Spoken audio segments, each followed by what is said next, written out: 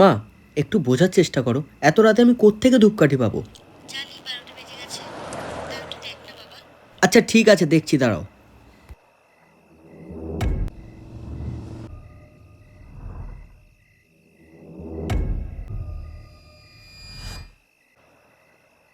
দাদা, কি চাই?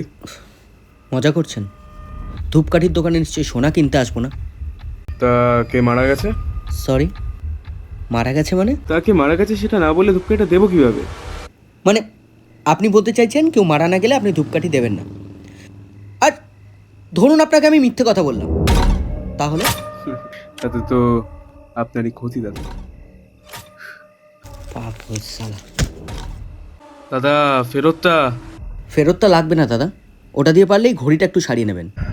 আমার দোকানের ঘড়ি কথা বলে দাদা, সময় এলে বুঝতে পারবেন।